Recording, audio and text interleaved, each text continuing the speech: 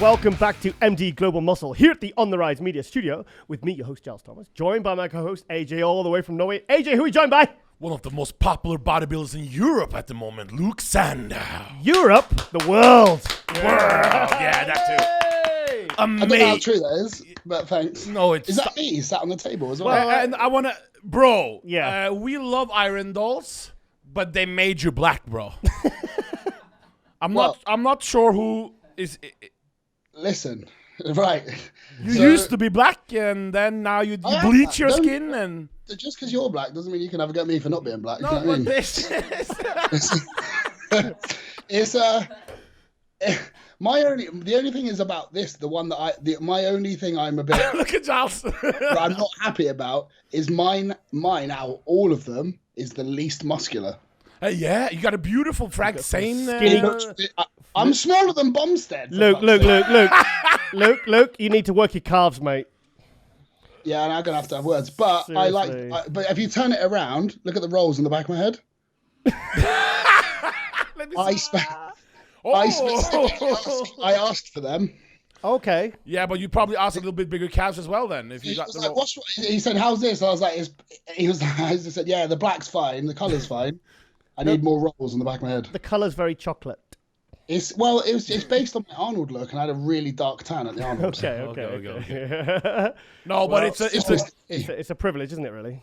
But It is cool. Yeah, but it's nice to have one for people at home, I love it, and he's a great guy. So, I mean, he's done some cool. I mean, the amount of people he's getting involved now is crazy. So we have them all. Yeah, in he our studio. sent us the full set from Australia, and they just arrived. Yeah. And so we appreciate that. Yeah, so it's cool. It's cool. And beautiful backdrop, beautiful screen. You look very professional. I know. I mean, I actually built this studio over the weekend. This is not the weekend. Yesterday, actually, it was my day off yesterday from training, so I spent the whole day putting this whole studio together. He's such a professional now. He has his own hair and makeup girls because he does that many podcasts now. Hey, can you tell? Thanks. Thanks. So then, Luke, I mean, wow, it's been. I mean, if you really kind of had a chance to take it all in from what happened in 2019, third at the Arnold Classic. You know, you did your first Olympia. It was such a was it November 2018? You were prepping pretty much the full year. You had that little break in the summer. Then you did Tampa, second to Dexter Jackson. Then you went to the Olympia. I mean, have you had a chance to really sit and digest it all now and also have a rest and kind of just process it all? Yeah, I have actually. And I think this is either a good or a bad thing about my personality. Is a lot of people are like, "Oh, you had an amazing year," which is absolutely true. I had a great year, and I'm very, very fortunate to have done that. But all I can focus on and all that sticks in my mind is how much of a letdown I was at the Olympia. That's all that matters in my head. So it kind of, mentally undoes everything else. So, but in a good way, it's made me really want to. It's taking me up another level because it's almost like I do better when I've done shit before. Like, does that make sense? Yeah, you kicks up the ass. So, yeah, I'm not sure, but it kind of feels like it did undo the whole year for me. Luke, I texted you on Instagram. Remember a story I made because I make stories on my posts all the time, and I said, "Well, he didn't bring his best look, but he made a debut at the Olympia." And imagine you going to the Olympia for the first time. You know, it's and you already showed that your third place Arnold Classic. What would his third place Arnold Classic would have looked at the Olympia, in your opinion? Placing. You'd a battle with Kuklo and Dexter. I think I would have been fifth. Yeah, fifth, sixth is fair. I would have beaten Kuklo because he looked the same as he did at the Arnold, and that look already beaten him. Correct. I don't know whether it would have beaten Dexter because I wasn't quite as good at Tampa, and I was very close to him there. Okay. Told me so, but I may have beaten Dexter. That look may have. I don't know. Yeah. Because the only way I can know is I've stood toe to toe with Dexter, and I wasn't as good, and I still wasn't. He didn't destroy me. Yeah, fourth to sixth is fair, based upon how you looked at the Arnold Classic. Yeah. I'm not saying I would have I mean, fourth is being very generous. I mean, the thing is, you were on prep for like nearly a year. You know, you had like a 4-week break in the summer. I mean, that's a lot of shows. You know, you compete through every season. And to be able to keep bringing your best and keep peaking. I mean, some bodybuilders, even Brandon Curry didn't really peak at the Olympia, even though he won it, because he'd done the Arnold Classic. It does make a massive difference. Yeah. And the really frustrating thing is peaking for the Arnold was so easy. And I was like, this is easy. I can do this every time now. This is so easy. Yeah, is that because it was your first one? No, I'm not sure. Because Tampa wasn't difficult. Tampa wasn't like everything was the same. Going into Tampa, I looked better leading into that show. Yeah. But I didn't peak as well for it because we didn't follow the same. We were trying to bring a slightly drier, harder look, and it made me flatter. So I knew we didn't do the same thing, so I wasn't expecting the same result. But it just felt so easy prepping for the Arnold and peaking for the Arnold. It was just everything clicked. But yeah, it might have been because it was my first show. Yeah, I wasn't crazy on the Tampa look. I know you came in dry. I wasn't either. Your upper body, things weren't popping in your upper body. Like your frontal bicep, like at the Arnold was like, wow, that was like such a great. Yeah. But because it's like you sacrificed that condition, so you got the condition, sacrificed a bit of fullness. But then I noticed your legs, there was more going on in your quads. There was more development and more size. So you managed to improve your legs, in that time. Yeah, he just sucked. It was my fault. I just said to Chris, like, look, mate, we're going against the fucking Blade. He's not called the Blade because he hunts vampires. He's called the Blade because he's like fucking that sharp. Yeah. So we need to be. So I basically made Chris pull me down harder, and it was just, I think it was just a little bit too far. And I know now that for my body it doesn't really look good. It's like that's what happens if I go purely for condition. Yeah, but it doesn't look as good. Yeah, but the Arnold was like that really good combo of fullness, condition. Yeah. It's like that was like if you could peak like that once in a year, you're doing great. Yeah, but so at Tampa, had I have been fuller, I think that look would have beaten my Arnold look if I came in a little bit fuller. Yeah, well, your legs are better. Your legs were more developed. Yeah, my legs were. But the thing is, maybe my legs looked better because my upper body was so flat as well. You have to remember, it could be that. No. Okay. No, definitely. Because I messaged you and I really studied it, and straight away I went, "Wow, legs are bigger." I didn't even notice it because all my eyes were drawn to was your quads because it was more like it looked more layered, if that makes sense. Well, my legs have been a massive focus. Huge for the whole year. I mean, at the Olympia, my legs were really big. Yeah. They were soft as fuck, but my whole body was. But everything was really that in terms of my physique. It was very, very balanced at the Olympia, but my condition wasn't there. But the Arnold, that was me not blasting full, but not flat, not as dry as I could have been because we didn't. It was it was just nicely balanced. Yeah.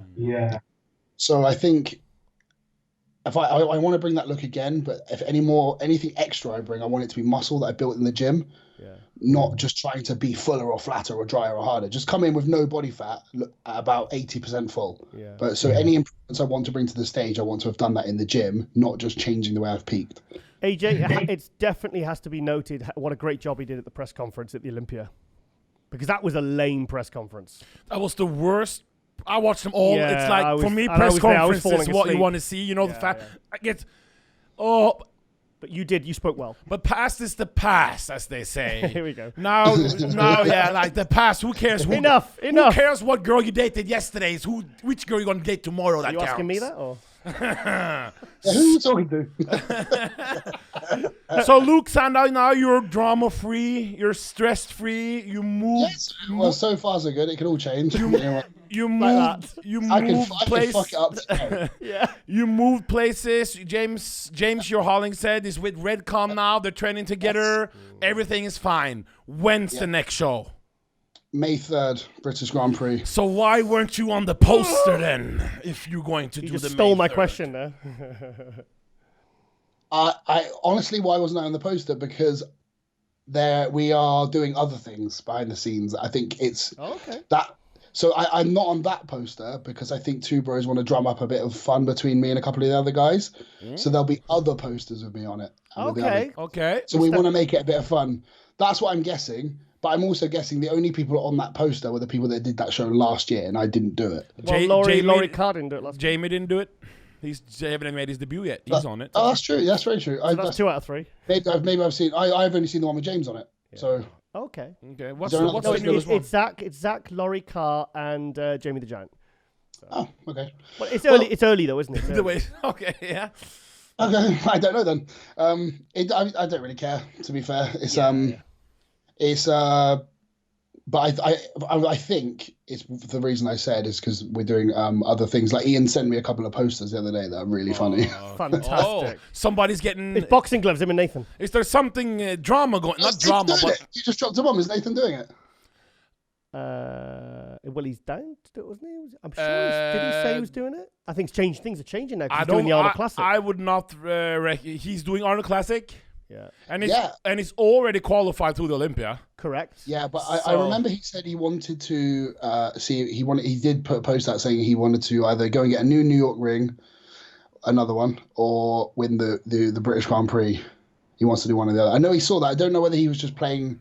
Yeah. Just messing around or not. I can never tell with Nathan. He's a bit of an enigma like that. I can't really tell. He kind of it was a surprise to hear he was doing the Arnold Classic, but he kind of. I was massively surprised. Yeah, it's good though. It's exciting.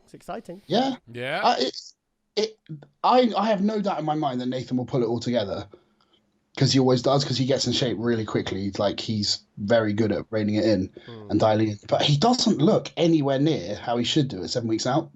Okay. And that's just because when I see Nathan at 7 weeks out, I'm like, pfft, he's like huge and round and shredded already, and you can see it all. But this is a very different Nathan for 7 weeks out. Maybe he's growing into the show, because in Kuwait, they're literally it's a good environment to grow into a show, because. Oh yeah. Do you see what I have absolutely no doubt in my mind Nathan will make it. Yeah. But I'm wondering if it'll be a different look at the end. Possibly.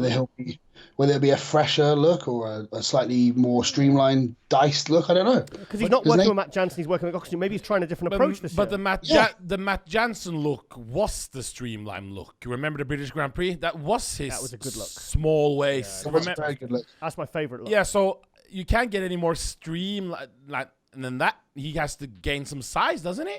Yeah, but it's I'm not shitting on Nathan. No. I'm just saying it's like, when I normally see Nathan posting training clips of 7 weeks out, he is like full blown. And this time he looks like, instead of him coming down into the show, it's like he's going up. Yeah. So I'm really interested to see what happens, because I know that Nathan can put it together insanely quickly. Yeah. So we have to see it, man. As not living in, just visiting UK each 2 weeks out of each month. There's only 2 legit superstars UK bodybuilders competing today. Yeah. And that's Nathan Diasha and Luke Sandoe. Yeah. You agree, Luke? Yes. Well, yes, I do. Yes, I do. Yes, and the feel at last British Grand Prix when Luke walked up and gave Nathan the trophy. And looking back at that, did the feel he took one step in front and then hit the most muscular, whatever you did. Well, the best part we don't like to talk about the past. No, but the crowd went crazy. Well, my favourite part about the picture is I wasn't stood in front of him. I'm stood exactly next to him on the line. I'm just bigger than him. Sorry. That's not. Well, that's not. That's one thing of 100 things I have. That he has stronger areas than I do. My strength on Nathan is I am bigger than him and I am more balanced than him. So do you think that's not up for debate? I am a bigger human being than he is, and I have a more complete physique. But that doesn't mean I can beat him. He has certain body parts and certain attributes to his physique that I can't get anywhere near. More complete physique in what way? Sorry? In what you say you have a more complete physique than Nathan? In what way? I don't have anywhere near the missing body parts he does. But that doesn't mean his physique's any less impressive, because from the front he is. You know what? Actually, I think with Nathan it's not that he has missing body parts. He just has body parts that are so good they overshadow the body parts, and I don't have that. I'm just pretty good everywhere. I don't have anything that stands out. I don't have anything that's incredible. Whereas Nathan has a few areas that are literally mind blowing. Like his front relax and his front lat spread are probably the best in the sport. From the front, he's so good. That's why people shit on him when it comes to being from the back, because he's just not as impressive. I like his back shots. I think they're very complete. From top to toe, I like the rear double bicep. I like the way it kind of tapers in at the waist. I do. You're more like a tank type, sort of chunky, thick. So Nathan's like rounded. From the front, he's so thick and dense, and it's like 2 different bodybuilders. Yeah. And I'm not saying he looks bad from the back, because he doesn't. He looks brilliant. It's more the front is so like fuck me, and the back's like that's really good as well. It's not the same. Yeah, it's like putting Dorian next to Dexter. You know, that kind of those different types of physiques, different structures. The other thing is, it's like, let's just say NASA and Dorian. Yes. Like from the front, they were pretty comparable. When you turn them around, Dorian smashed him, but that's not because NASA had a really weak back. It's just Dorian's was that good. No, so can you Dorian, imagine what Nathan? NASA had a week back. If Nathan's back was as freaky as his front, he'd be Mr. Olympia. Who did you have winning, by the way, from the front? Nasser El Somebody or Dorian in 1997? Because you said... Come on now, come on. I don't know, actually. I'm going to say Dorian because I just say Dorian always. okay. I just needed to ask. No, but we want to see... Who's your favourite bikini girl, Dorian? Who's going to win the Olympia this year, Dorian? No, but we want to see the Nathan Luke. We haven't seen it. I haven't seen it. But 2019, we were so with all the hype and all the everything was going on. We were so looking forward to seeing it at the Olympia. And obviously, what happened was unfortunate for. But I think it really builds a lot of hype for 2020 to know that eventually you two guys. Obviously at the Olympia, I would like to think before maybe, but it's pretty much guaranteed we're going to see them on stage together. I hope so. I have a huge amount of respect for Nathan. I think he's a phenomenal bodybuilder, and in all honesty, it's like the only reason him and I are rivals, quote unquote, is because we live in the same country. Yeah, we couldn't be different as bodybuilders. We literally are not the same physique athlete at all. We don't do anything. We don't eat the same. We don't train the same. We don't look the same. We don't even have the same fucking coloured skin. We are literally totally different. But in my opinion, that makes it more fun. You got the same colour skin hair though. That's true. That is true. Just saying. Yeah. Luke Sander by way of Jamaica. Oh, you got great. No, I would like to see them at the British Grand Prix. Why? Because it will because British fans. I feel the Britain the last 3 years has such a rise, but we haven't had that glorious British show yet that everybody don't forget Samson and Jamie as well. Of course. I was just about to ask Luke and Mark Hector. And Mark Hector is going to Kuwait now. You know, seems to be a lot of buzz around. Who do you think is going to be the breakout athlete for 2020 out of the UK? Samson. Oh, really? Oh, really? Not Mark? Not Mark? I think Mark's very good, but Mark's very tall, and he's phenomenal. But I think for him to be... Only 5'10"? He's not... How tall is he? He's only 5'10". Way taller than me. Is he 5'10"? I thought he was a lot taller than that. No. Is he 5'10"? Yeah. We had a B. That's quite tall. Yeah, but it's not. Yeah, well, for some reason in my head, I thought he was about Ben's height, which is about 6'1". I thought he was a little bit taller. Samson Dowda is 5'10", 5'11". Yeah, but what I kind of getting at is I thought that Mark was taller than he is. So if he's not as tall as I think he is, he's fine. I was thinking if he's as tall as I think he is, which obviously I'm wrong, I thought he would have maybe needed another couple of years like Jahal needed to fill out that immense frame he has. Yeah. But Samson looks like he started to do that as well. Okay. Which is actually interesting. Luke, I know you've got to go soon, so I want your Arnold Classic predictions top 5 in order. In order? In order, come on. Yeah, in order. Yeah, that's what we like to hear him. I would say I would have Rami winning it. Rami number 1. Okay. Yeah, Bonac in second. Bonac second. We're just going off the idea that everyone's at 100%, right? Yeah. Of course. Okay. Then I would probably have. I don't even. Well, I can't remember who's in the lineup now. Jocelyn Artowicz, Dexter Jackson, Patrick Moore, Steve Kuklo, Lionel Bieki. I'll have Dexter in third. Okay. And for fifth, Cedric McMillan is in it. Your teammate, your new teammate at Redcon. Okay, fuck me. This is such a crazy lineup. All right, so what have I got? This is fourth place. Yeah, fourth. It could be any of these 4 guys from 4th to 7th. Okay. Is that right maths? It's not right maths, is it? It's not right. That's very safe though, but okay. Jesus. I'll just stick to building muscle, shall I? Yeah, you're a bodybuilder, you don't need to be good at maths. Yeah, I would have probably Cedric, Josh, Nathan, and Kuklo in any particular order there, depending on who shows up on the day. Do you know what it is? There's going to be really good names not making top 6.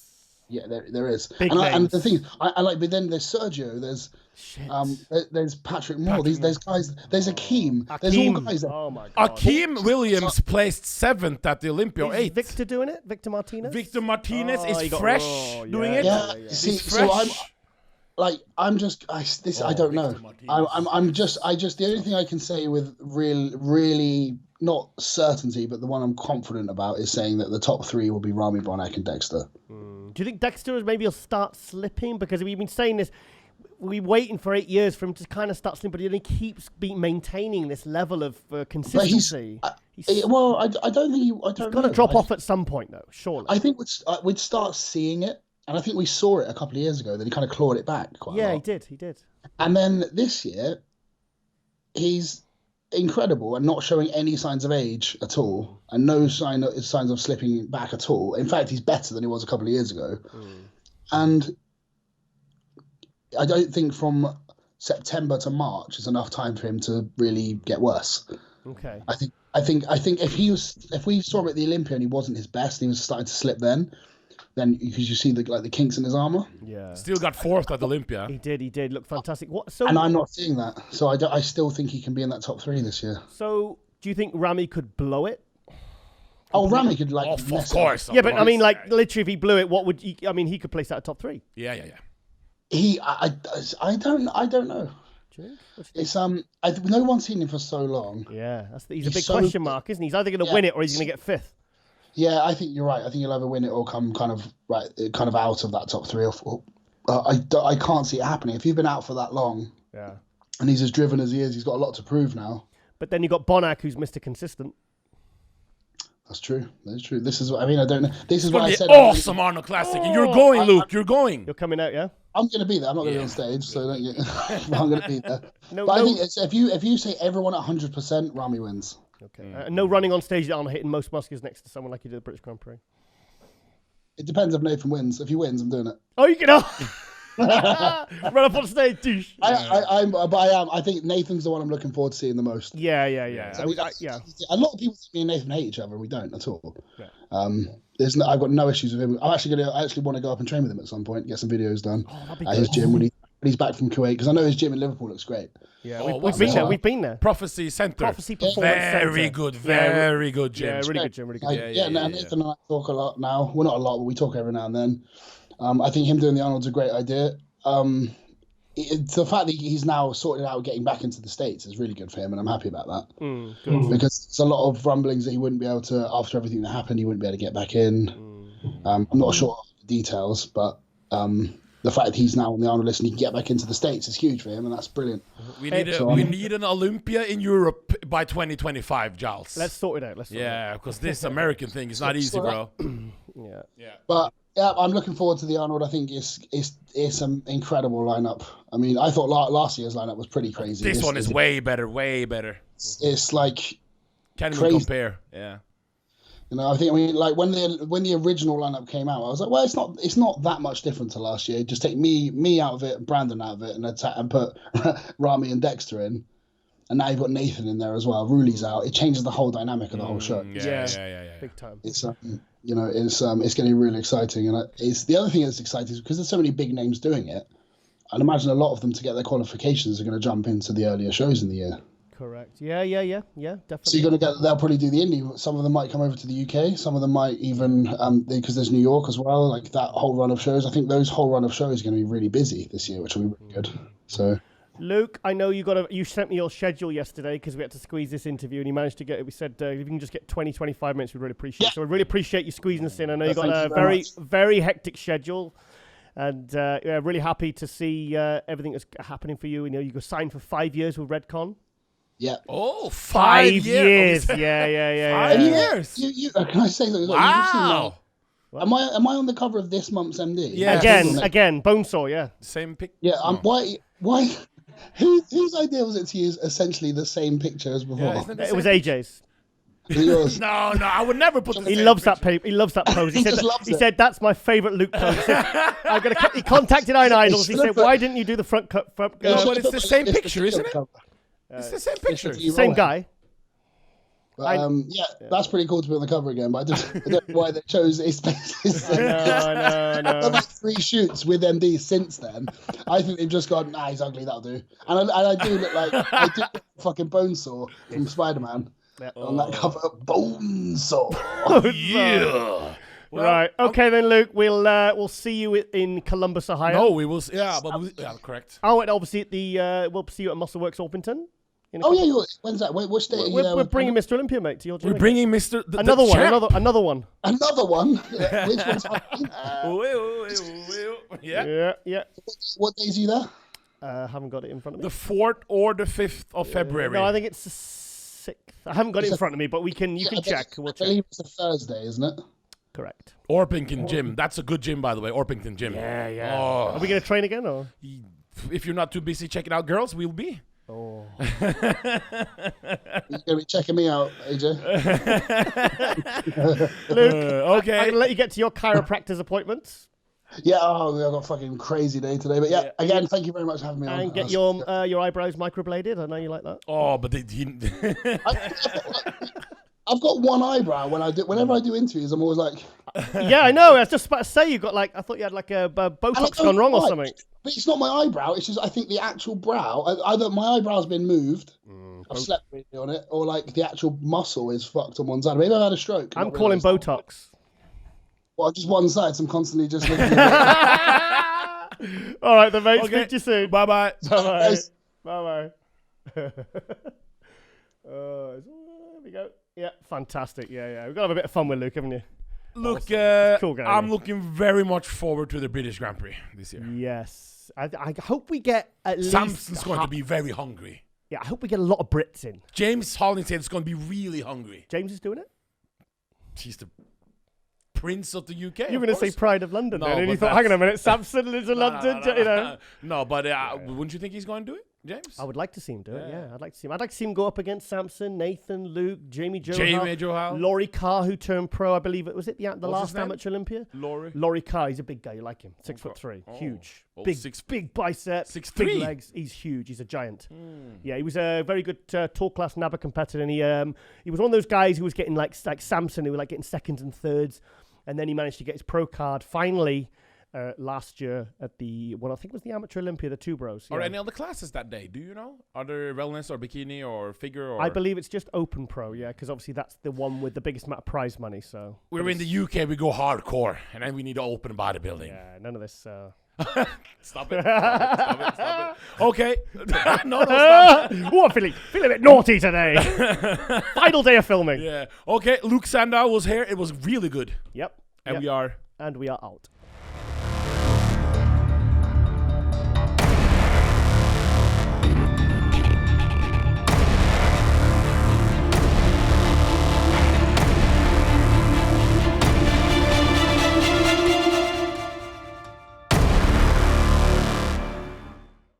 And welcome back to MD Global Muscle here at the On the RiZe Media Studio with me, your host, Giles Thomas, joined by my co-host, AJ, all the way from Norway. AJ, who we got today? We got Arash Rahbar. Yeah! The original Mr. Classic, we can say. Yeah. Thank you. Yeah. Thank you. That was one of the best introductions I've had in a long time. So. Definitely this week, anyway. We just saw some Persian TV, so we tried to do the same for you. I appreciate that, man. Yeah. Fantastic. Firstly, what a lovely pad. Thank you. That's Thank you. Yes. Very nice place. I like the open plan. It's very cool, very stylish. Yeah. You know, it's not Instagram friendly because you need like a light background for good pictures, and it's very dark here. Yeah. So, but I like it. It's cozy. Yeah.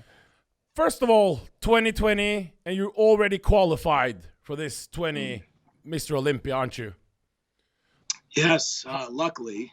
You know, I needed that. I needed the qualification because I didn't place well this year. And honestly, I needed the win. I needed the win under my belt. I mean, everyone sees Arash Rahbar as one of the top classic guys, but the fact of the matter is I hadn't won a show since 2016. Oh, since 16? Yeah, I won my first 2 ever classic physique shows, and that's kind of what put my name on the map. I got second at the Olympia. I went on 2017. I got second in the Arnold, and I got, I think that year I got, I get 5th at the Olympia? I think I felt a 3rd. I forgot. I think 5th. But I kept qualifying because I was top 3, top 5. Yeah. Whereas this year I placed 8th. So I thought, you know, instead of waiting all the way till next season, I'm still in shape. Let me go to California. I got second at the Ultimate Warrior, and I got first at the Legion. Yeah, may I stop you? Stop you for 1 second. At the Legion. Sure. Yeah. It was I had on my Instagram. It was like Arash versus Danny Ubel, remember? Yes, yeah. And it was a proper old school mano battle. It was. Do you like to battle like that? Because that was a proper bodybuilding battle. Absolutely, man. You know, that's what bodybuilding's about. Walking in and winning a show. Like when people tell me, "Oh, I won my first show," who was there? Yeah. You know? Yeah. So you know, it was a really cool scenario because Danny beat me the week, like 7 days before, at the even less than 7 days. I think it was like 6 days at the Ultimate Warrior. And I spoke to the judges and they said, listen, you beat him on these 2 shots. He beat you on these 3 shots. He beat you in the front by a lot. You beat him on the side by a lot. And the back shot, honestly, I thought Danny had a better back shot, but the judges told me that you have the better back shot, but you were holding a little water. So I really made a huge difference from show to show. I just came in drier. So to be able to improve in the short period of time and beat the guy that beat me, that was awesome. You know, it's not like I went to another show somewhere else and it was an easy show and I just won, you know? And Danny's an awesome competitor. He's really well-rounded. He's got a great physique. He's very, very pleasing look to him. The first time I ever saw you was in 2016. I was at the Olympia, but I didn't see the Classic. And then at the Superstar Seminar on the Sunday, you were up on the Superstar Seminar table, weren't you? And I was like, this guy is such a good talker. Because I hadn't really followed the Classic because it was a new class. It was the first year. I was disappointed when he lost to Danny Hester, man. I was disappointed. Danny's good, though. Danny's awesome. No, but Arash was, okay, well, let bygone. That was the past. Yeah. I appreciate that. Yeah. Now, obviously, the Classic class has completely exploded. And I thought it was a really good battle mine when I saw you with Brion at the 2018 Arnold. Yeah, that was a close one. That was a really close. Look, I mean, Brion's awesome. He's a tough guy to beat. He just destroyed me from behind. I think I beat him conditioning wise, which is a lot to say because Brion's always on point. I was sharper and drier and leaner, but I was a little bit flat and stringy. And when Brion turned around, his conditioning was superb from the back. I'll be honest. You know? When I saw the pre-judging, Brion always pulls it out. He's like Phil Heath. He always brings it for the night show. He always looks amazing. And at the pre-judging, I feel like he just blends in.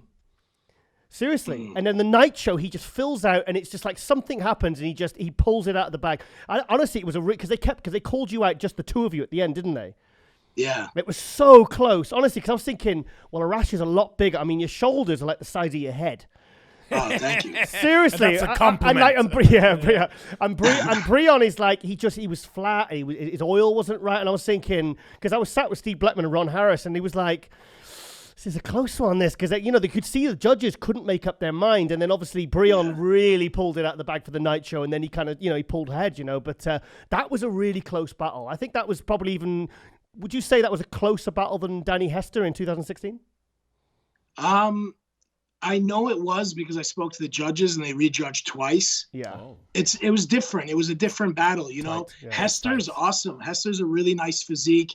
A lot of people were upset that I lost. My take on it is I had a very classic physique in 2016 because I had a little bit of a soft look.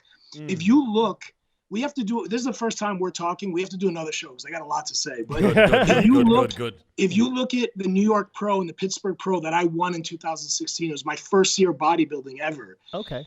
There's a huge difference between the Olympia and those 2 shows. I look like a shrimp in those 2 shows. In the Olympia, I look massive. And the reason is the weigh-in was the day of those shows. Right. Okay. So you filled out. I was fully depleted. Yeah. I always have somewhat of a difficult time making weight. Always. You struggle to make the. So yeah. What weight can you be?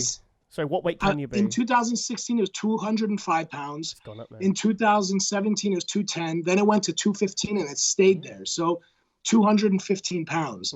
But for the Olympia, we had like Thursday to Saturday, we had a whole day and a half, and I was able to fill up, and I even spilled a little. Okay. So the Olympia, I was soft from behind, and that's not what I was told, but I think that's why I lost. But it was a very classic look, like in the 70s. Yeah. But that's not what classic physique is. You need to be shredded and dry. Yeah. You know? I feel like though, a couple of years ago, you started to go a bit top heavy. And then last year when I saw you, you seemed to balance your physique out. Was that conscious? Were you aware of that? Or was that... Man, how did that happen? Bodybuilding but you completely transform your physique. You completely... in a year. Listen, I'm always working, but everybody has a story. And without talking too much, my story is I've been bodybuilding for 26 years. I've only been competing since 2014. Okay. I have a passion for bodybuilding. I did it for a long, long time. my upper body is a few years ahead of my lower body. My legs need to come up. Yeah. And I have a hip TFL issue that I've been battling with for a few years now. It's always painful. So I've been working around that and trying to bring my legs up. Whenever you fully deplete and really drain your body, your weakest body part takes the biggest hit. Yeah. So, you know, there's been shows where I looked like a little bit spilled over and too full, and it makes my legs look smaller because there's less definition. It goes right to your upper body. Like your upper body just inflates. So it makes the disparity look more, doesn't it? That's what you're saying. I'm very unbiased. You guys will learn from me, and I tell the truth about everything. My best package ever was my worst placing ever. 2019 Olympia, 8th place. Great. You look really good. That was the best. That was the best Arash Rahbar was all around. Yeah. I was more balanced, muscular, and I was very conditioned. But Friday at prejudging, I didn't look good at all because I lost 10 pounds the day before. And you couldn't. And I had to bounce back. Right. Okay. I can fill back. I can fill back within 6 hours. I can gain. You drink 2 gallons of water, you gain the weight, but it's how you come back. So you're happy with how you looked at the finals at the 2019 Olympia, but you weren't happy how you looked at the judging. How did you look? Did you look even better a couple of days after the show? There's a lot of videos that I posted. No bullshit pictures. Videos that I posted training the week of the show. Okay. And even now, when I look at them, I'm like, oh my God, that was me. I look great.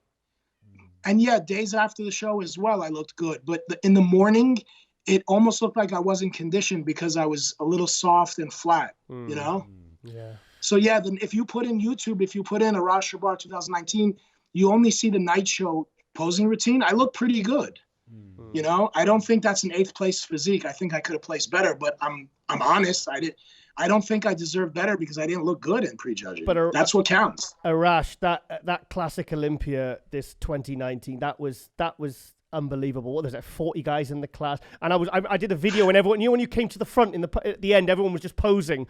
I just scanned the whole room, and I said to Ron, Ron Harris, I said, everyone is on. I said, everyone looks great. I said, this is by far, I said on the wrap-up, this is by far the best classic show by a mile. So, yeah, you know, it's no shame, you know, it's sort of, it's not like I don't know, if you look, yeah. So we're in 2020 now. The classic class has progressed a lot. Your name, I live in Norway, and when people said we're going to have you on, I just texted somebody. They were like going, wow, you have Arash.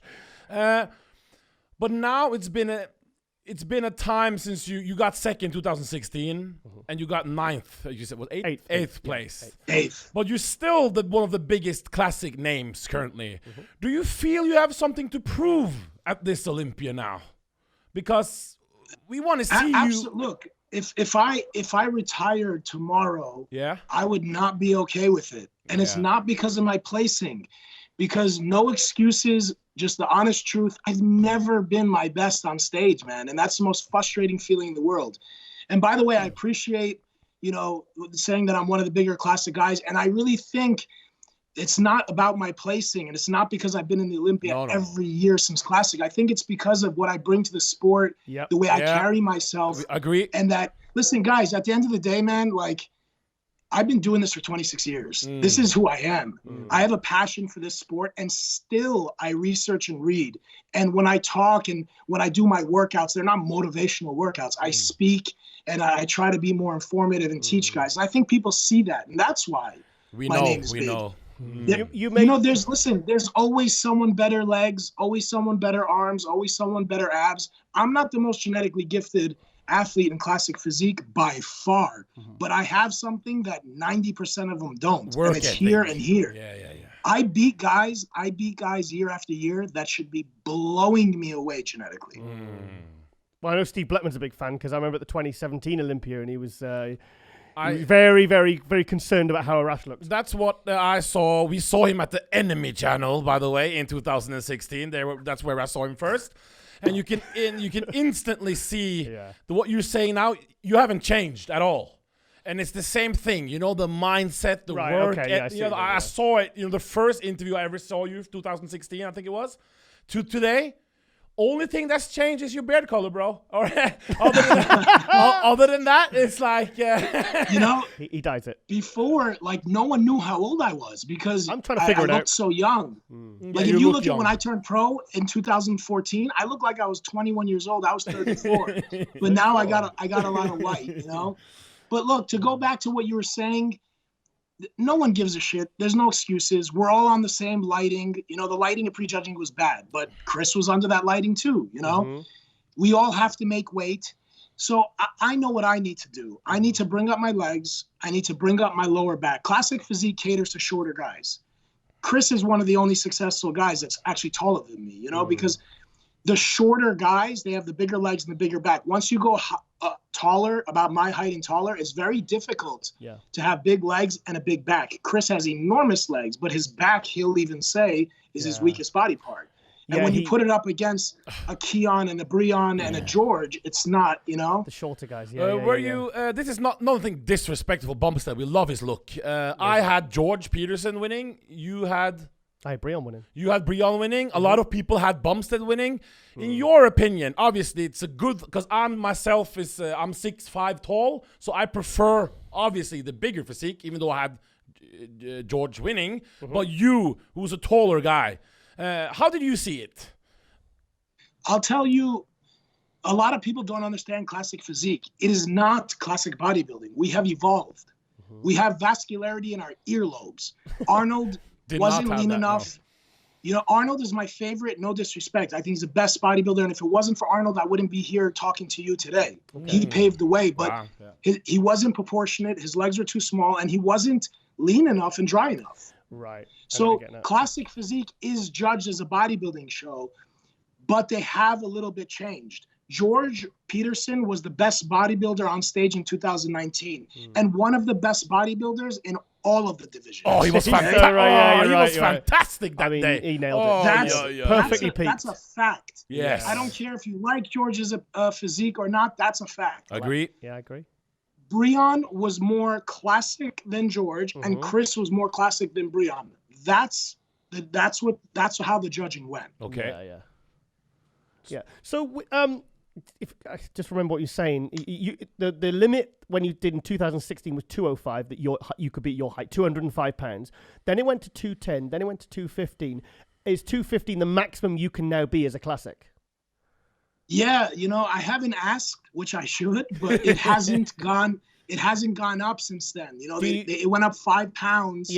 Every year except for this past year. Do you struggle to make 215? They're 3 years on, obviously. Do you struggle to make 215? I do, yeah. Oh, you do? Okay. So I will get down to 225 ready to compete. Are you ready? And all those Instagram pictures 2-3 weeks before, that's what I'm at. And I look pretty dry. Yeah. So when you're already conditioned and dry and you pull water from someone, the majority of that water is coming from the muscle. Yeah. So that's what happens, you know? I mean, I gotta figure it out. I think one of the biggest mistakes I made was not doing a lot of shows. You know, no bodybuilder really wants to do 10 shows a year. It's really tough. But not having to do the shows didn't give me a lot of experience. Okay. And this Olympia, Ultimate Warrior, and Legion, these 3 shows, I got a lot of experience. And at Legion, I think myself and my coach, Andrew Vu, I think we figured out what we need to do, you know? Because even though you've done bodybuilding for a long time, you haven't done so many pro shows, have you? So I'm a bodybuilder at heart, but I turned pro. I was a pipsqueak. I was small and I wasn't big enough to bodybuild. I turned pro naturally in the IFBB in men's physique. And I didn't really like it. Go back to that. Hold up. Wait a minute. Put something. So tell us about that. How did you win your pro card? So my goal was to be the best natural bodybuilder in the world. I mean, it's embarrassing saying that. I don't know if I'm capable of it, but that was my goal for like 20 years. Okay. And I kept saying next year. And I got up to 250 pounds, bloated and fat with the help of King Kamali. I used to be his friend. Oh. Okay. So when the time came for me to finally step on stage, I was living by Bev's. I was friends with Sadiq, and a few of my other friends were competing, and they said, come do this. And I said, that's not for me, you know? And they said, look, there's a bigger light in the NPC. There's more publicity and this and that. And to be honest with you, natural bodybuilding, like local shows, okay. But when you go to the worlds and the universe, I see a lot of guys like not being honest, and I don't respect that. Yeah. So I said, you know what do I have to lose? Let me do it. And it went well for me. I turned pro in 3 months. I did 3 shows and then turned pro. What year was this? 2014. 2014. The men's physique were obviously not as good as now, though. So hang on a minute. 2 years later, you're getting second in the Classic Olympia. Correct. So in 2015, wow. You know, in 2015, I competed in 3 pro shows, and I didn't do bad. I wasn't a great classic physique guy because I didn't have the taper that these guys had, but I got top 5 in New York pro with some big names, and being perfectly honest, I deserved 3rd. And then I got 2nd in Puerto Rico, and I didn't qualify for the Olympia. Chase Savoy beat me. He's a good friend of mine now. Yeah. And then next year, when Jim Mannion announced it, I mean, people are asking me, are you going to do it? This is what I've been, you know, I was bodybuilding for 26 years, or at that time, 24 years, not knowing exactly why I was doing it. And this is why. Wow. Well, you're competing naturally as a men's physique guy until you made the switch, or? Yeah. Oh, wow. And still getting second, and wow. This is kind of, well, it's not what So you got pretty good genetics then, Arash. Yeah, stop. You know, I think to be... We're going to pull you up on this. I think there's different levels of genetics. Yeah, yeah. Okay, yeah. You know, some guys are genetically good shape. Some guys genetically stay lean. Some guys genetically get big easy. I have no problem putting on size. I'm not one of those guys that stays lean. I put on fat easy. I was never vascular for like 15 years. Okay. I have good genetics to be able to get this far, but man, I worked hard. You know, I emulated and looked up to and studied Dorian Yates and Ronnie Coleman. That's it. I was not into the pretty boy stuff. No disrespect, but I was not emulating Frank Zane. I was training like Dorian, and I was actually eating grits like Ronnie. Okay, so with cheese on. When you go and see those pictures of me in 2014 men's physique looking like this, I was training 120-pound dumbbells on incline. I was curling 70-pound dumbbells. Cool. I was training like a maniac. The next day, the first show I did, Atlantic States, Steve Weinberger's show, I won overall, first show. The next day, I was so pumped up. I ate a bunch of crap the night before. I was in the gym training, and there was 2 guys staring at me, and one of them was a photographer for one of the big magazines. Yeah, I'm not going to give them a plug here.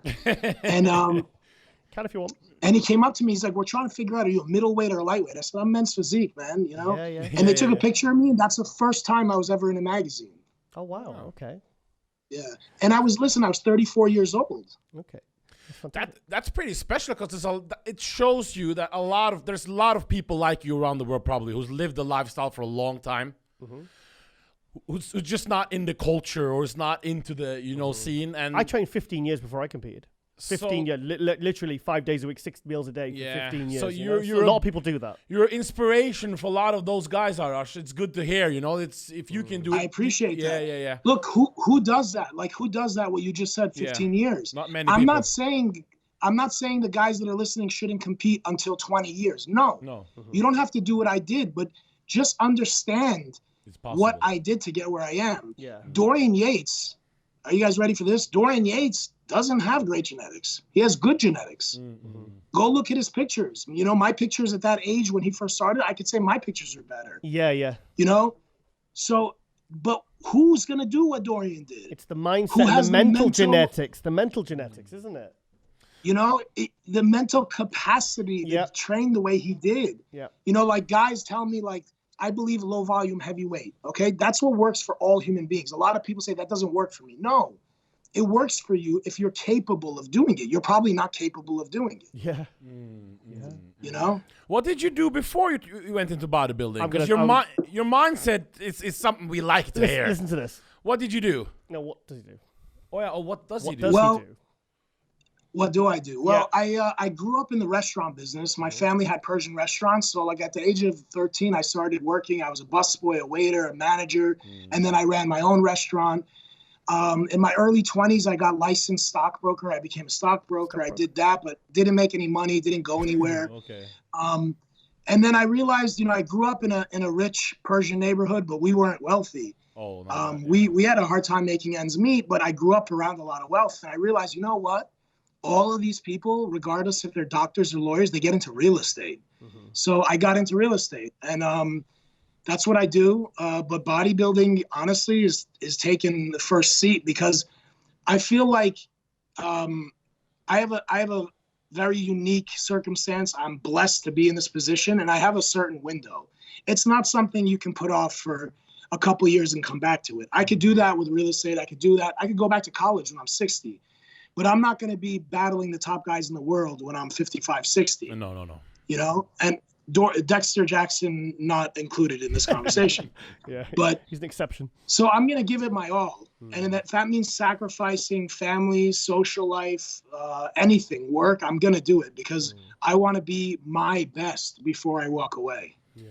We're a little bit sad because we have other people, so we got to go to the main. I told you he's a good talker. I know. Yeah, because honestly, when I saw it the 2016, I knew nothing about you at that point, because, like I said, I was there. My partner she was competing in the show, so I didn't see the classic, and I was just like, you got the mic, and I was like, and you just talk so well, and you really connected with everyone. You could see, when the place is silent. Yeah. When the place is silent and they're just engaged in what he's saying. So that's what I want to know. What's your plans for 2020? Which show are you looking at? I'm taking off. I'd love to do the Arnold again, because I want that title, but I need time to recover and grow. Yeah, you're qualified. So I'm doing you're the qualified. Olympia. Just chill to Olympia. You're only doing the Olympia and the I'm rock doing show. the Olympia, and I'm definitely going to do a few other shows right after. I don't know which ones, but I'm kind of done with this one show. If I get in shape, I'm going to do several shows. I'd love to travel to Asia. I'd like to meet more fans. I think it was unfair to, in a weird way, like a lot of fans wanted me to compete, and they was like, why don't you compete more? Why don't you compete more? And I was like, well, I want to take time to recover and get better. But fact of the matter is, it would have been awesome to compete for the fans, and I would have gotten more experience. A lot of the guys that qualify very, very early and then wait until the following year's Olympia, it can either be a blessing or a curse depending on the type of athlete.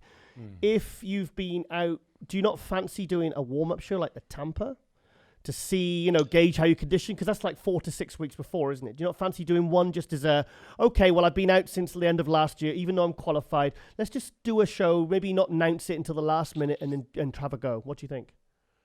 I think I always bust my ass and I always come in condition. So I think the only reason to do that would be to practice a peak. That's what I mean, yeah. That being said, I don't do these 12-week, 3-month preps. I prep for a long time. So I'll be getting ready for the Olympia 4 months out. So if I'm ready and I feel like, hey, let's do a show, no problem.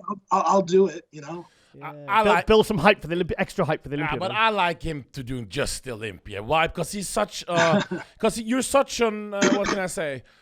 You're such your passion, kids around the world. You got so much to give on social media, YouTube channels, seminars, Olympia tours. You can do a lot of things, and you'll see you all year anyway. So it doesn't matter if you don't compete or not that year, in my opinion. I just like to see the big names doing these shows in the lead up to build hype for the Olympia. I just like it. Okay. I like it. Yeah, I prefer it. I would love to see him at Tampa.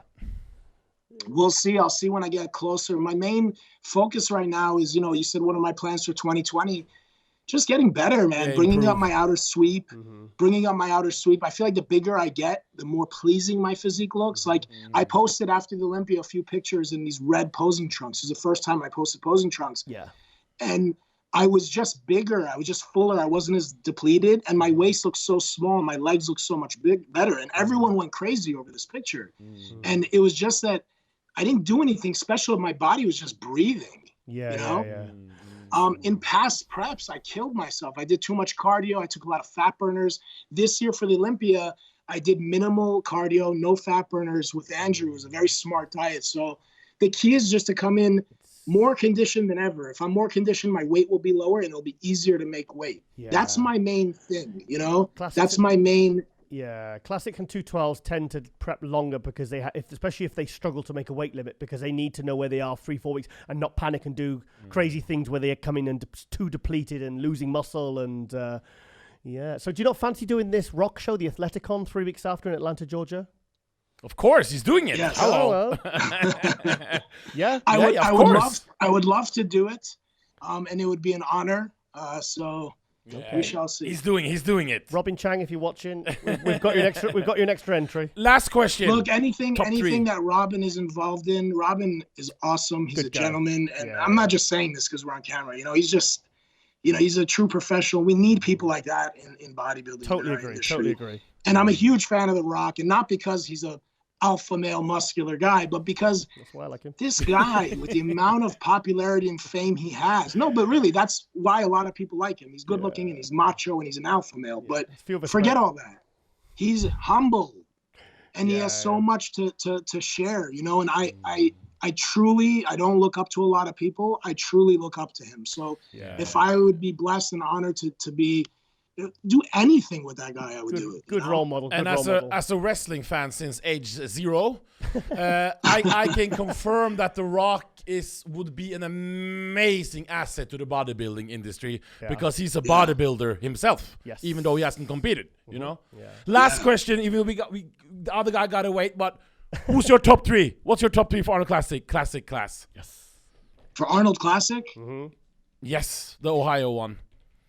Well, I'm not big on looking at lists and names, so I don't know everybody doing it, but I have my guy doing it, Upteen.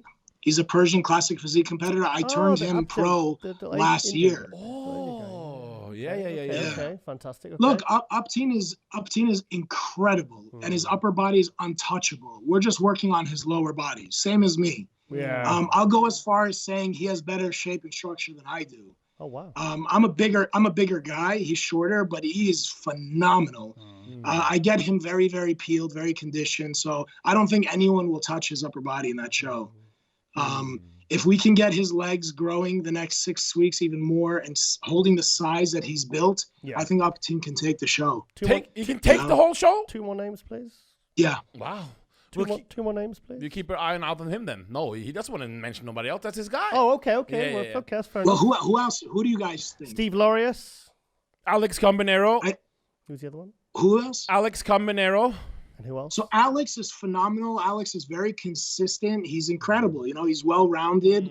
I don't know what happened with him at the Olympia. He looked like there's something wrong. He looked like he didn't want to be there. You didn't look very good at the judging, but he looked very good at the night show. But he just didn't look like he wanted to be there, just like his facial expression. Okay.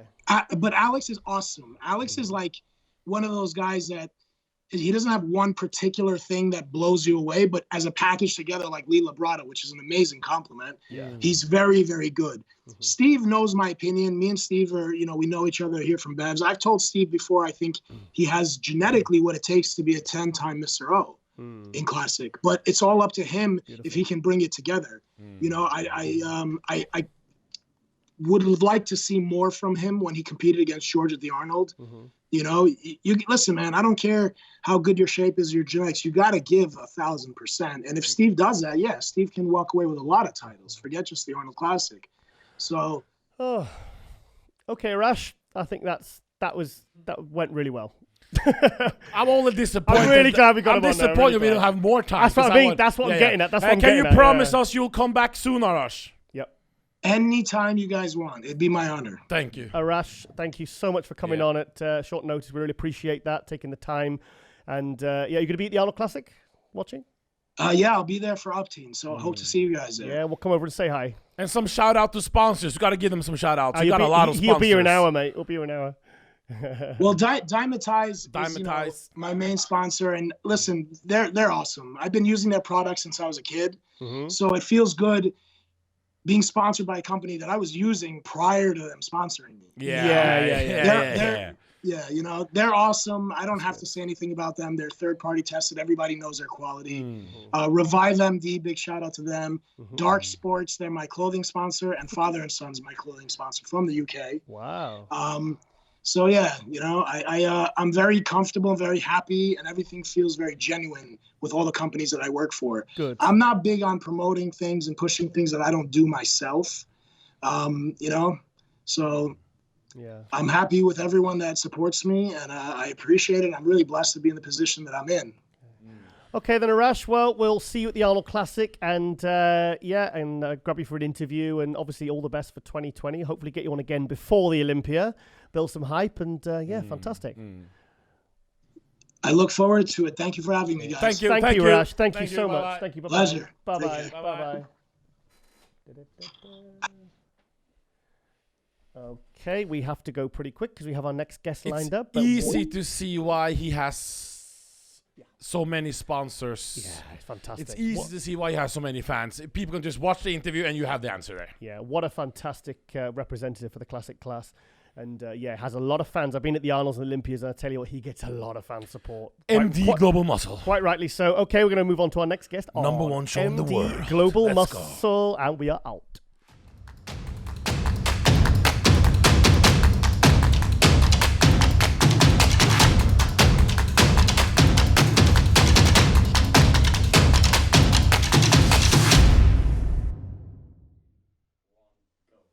And welcome back to MD Global Muscle Radio here at the On the RiZe Media Studio, joined by my co-host AJ, all the way from Norway. AJ, who are we joined by?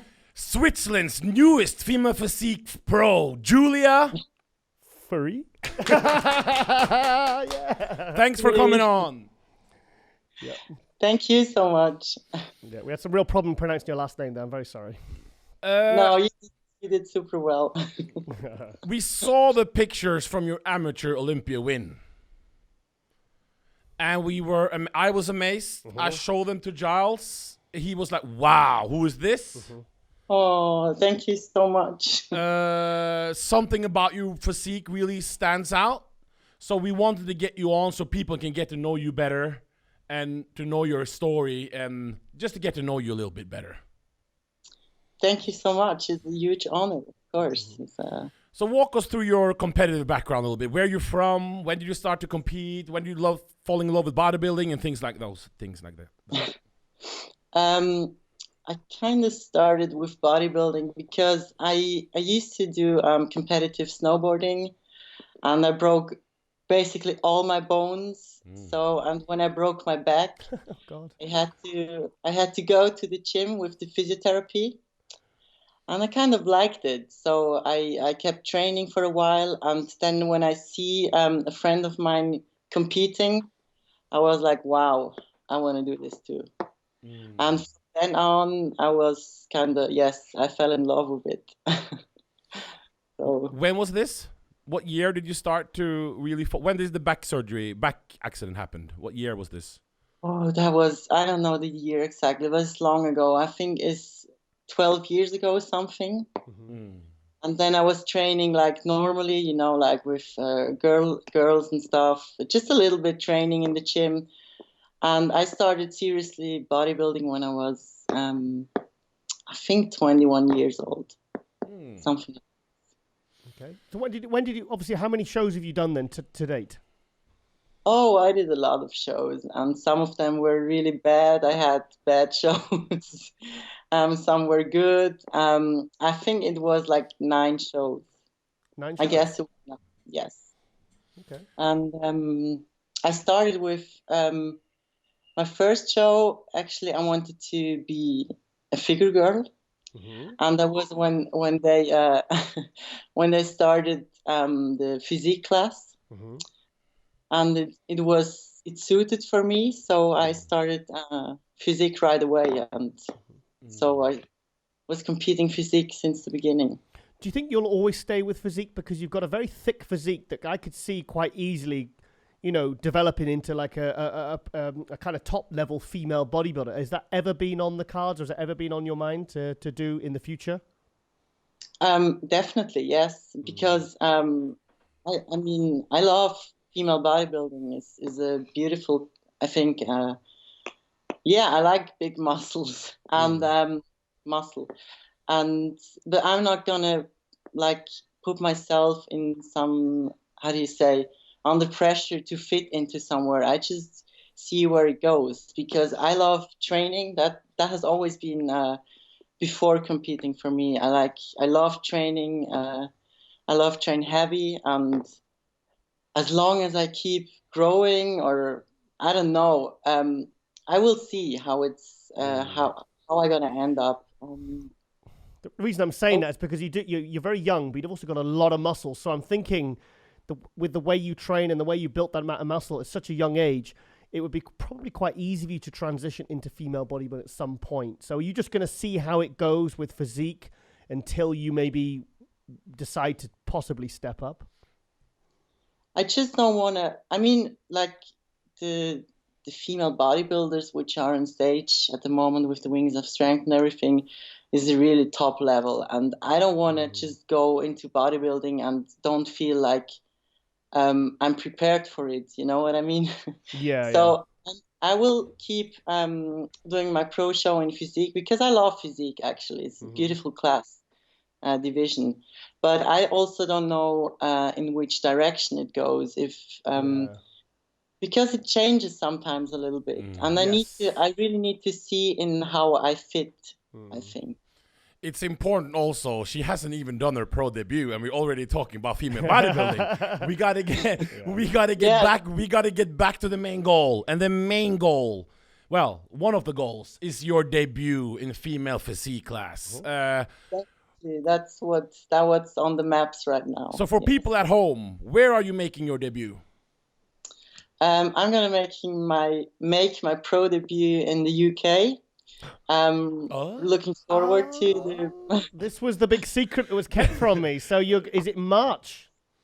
Yes, it's end of March. Oh, shit's getting interesting now. Oh, you didn't know that? No. Getting very interesting now. Okay. You have my attention. Yeah. What is the show called? It's the Ben Weeder's Classics, right? The Ben Weeder Cup, the two bros is putting on at.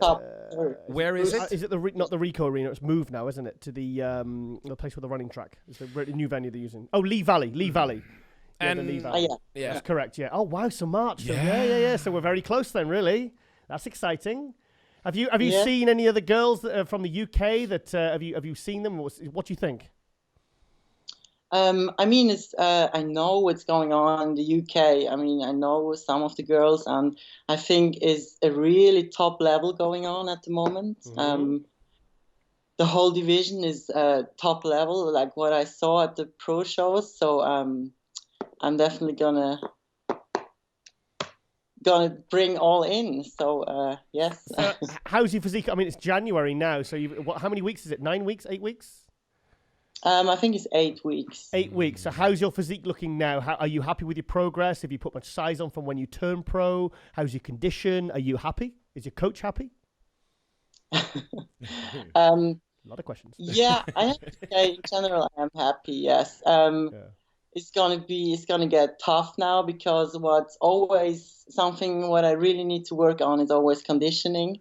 And that's something that we're gonna have to really bring in now. So it's gonna be a tough time, but I'm super thrilled and I'm looking forward to it. So AJ, because you know there's going to be a war. There's going to be a war. I know exactly what you're going to say, AJ. So who is blonde from the UK and tall? DD. Donna Murphy. Double D. So no, that's initials. Donna Dizzle. I just didn't. Yeah, double D. That's a new nickname, Donna. No. So as you can tell, Julia very marketable, huh? And Donna is very marketable. Tall, blonde. Both very, very feminine, very marketable, very, very good examples of female physique. Absolutely amazing. This is people like Donna and Julia are exactly what the category was created for in 2030. It's exactly what they're looking for. It is, huh? Yeah, 100%. Who's got the best? So much. That's a huge honor to hear. It's like so it's going to be. I'm looking at that battle. That's very interesting. But we don't know who's going to show up. We heard some rumors that there's some Olympia competitors doing the show. Yes, I heard. I heard a lot of good girls coming, and it's nice. It's always nice if you have competitions with a good, how do you say, with a good lineup. And but I'm not the type of person which is looking around too much, because I think I know what I need to work on. I definitely know where I need to work on myself, and for me it's important that I'm happy with myself. I mean, that sounds a little bit cheesy, but it's kind of true. Honestly, because I know they'll be good girls. So yeah. I think Donna versus Julia will sell 1,000 tickets alone. They should. Seriously. Yeah, No, seriously. yeah, That's. yeah, I mean, yeah. yeah. Really. Yeah, that's gonna be very exciting. Yeah, it's going to be exciting. Apart from bodybuilding, what do you like to do? Do you have any hobbies or personal interest or? Please don't say snowboarding. No, I stopped snowboarding. Yeah, Yeah, no more of good, that, please. good, We want to good, see you good. do well as a No, women's physique. No, And also talk us a little bit about the. Do you know it? Well, first about that. What's your hobbies outside of bodybuilding? Well, I'm a little bit a nerd, I guess. I have originally I studied fashion design, and that's still kind of in my blood. So I draw a lot. I love art and fashion and stuff like this. Wow. What does that mean? What do? You create your own clothing line, or what's your? Yeah, I had, but I'm specialized in leather stuff, leather and fur. But it's more a hobby. Okay. I can see some I cool used to cool work stuff in with the it. house. Yeah. Sorry? I can see some cool things in your house. You can tell you're an artistic person. I straight away picked up on that. Yeah, so cool. It's fantastic. Yeah, so I really like art in general, history. I love history too, and I like comics and funny stuff like this. Which ones? Which comics? No, because Julia, I'm surrounded. I'm surrounded by nerds, you know. Yeah. He likes comics. We're getting excited. Our producer likes comics. You are a comic book. I think it's for nerds, but it's okay. I think it's well. Actually, I think you're outvoted 3-1. It looks like it. We think it's cool. Yeah. Yeah, that's nice. How's the Switzerland bodybuilding scene? Are you active?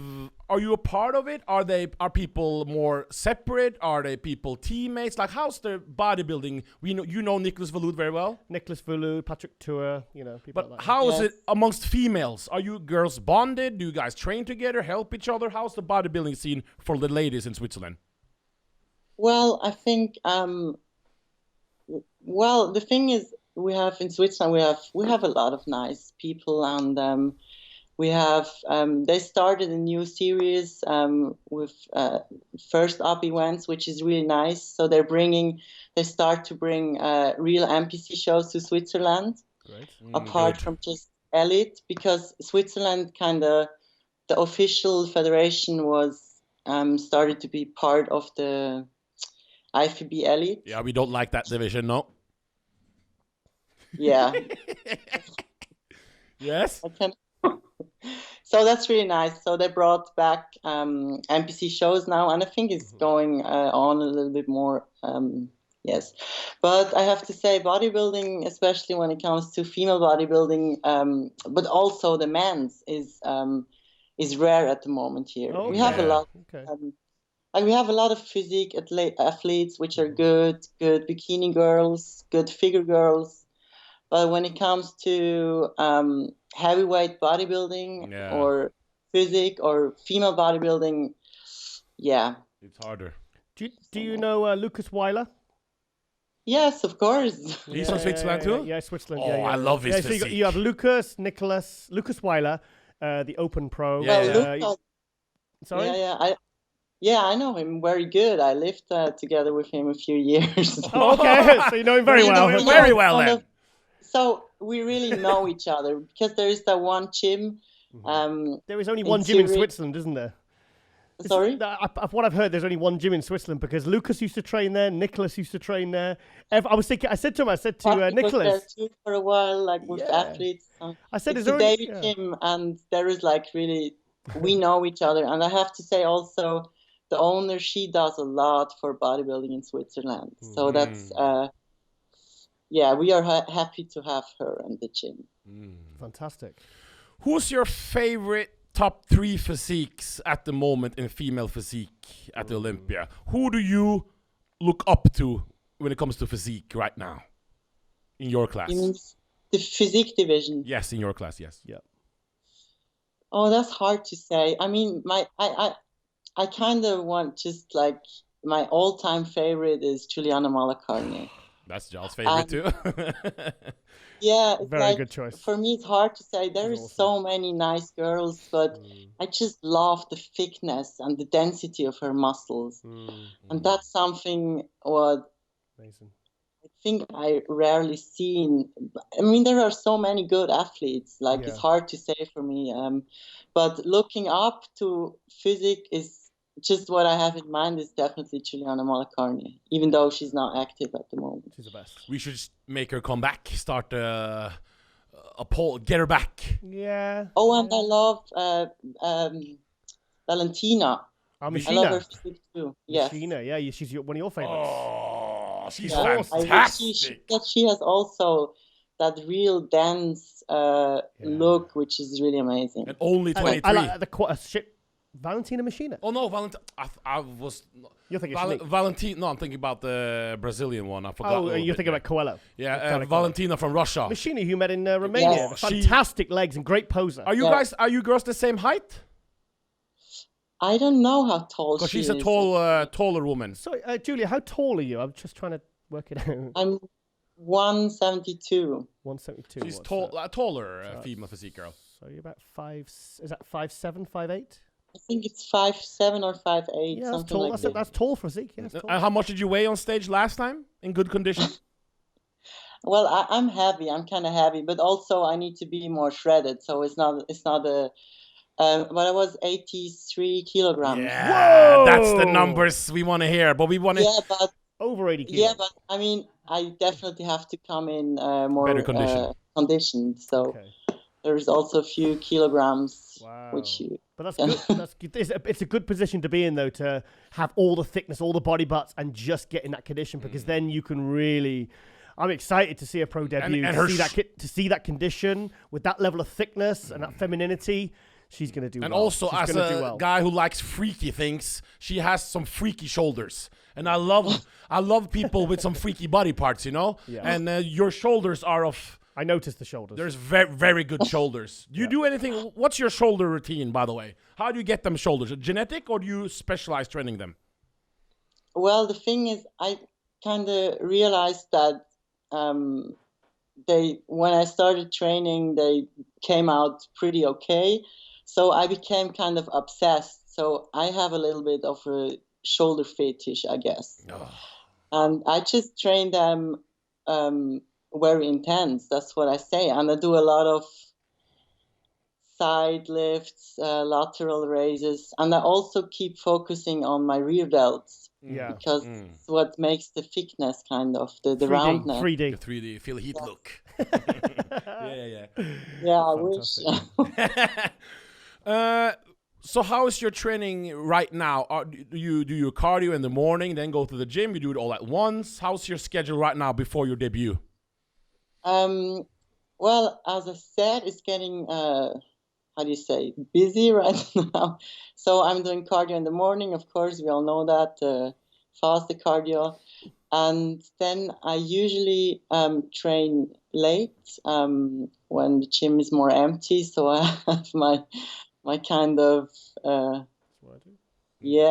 have my inspiration. I don't know, it's weird.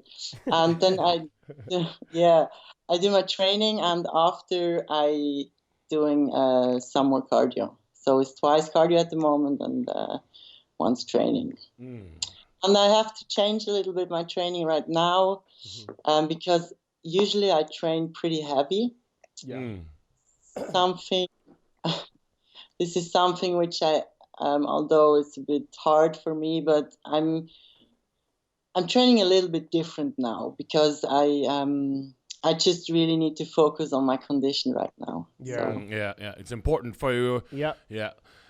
Well, we just we gotta thank again JBL Filmworks again for because I asked him he gave us the hookup. No, but I saw her and I saw who's this girl, and he laid it out. Right, he recommended that he believed in you. You know, okay, and, that's good. It's important for us. He said you were a very good woman. You know, and we like promoting good people.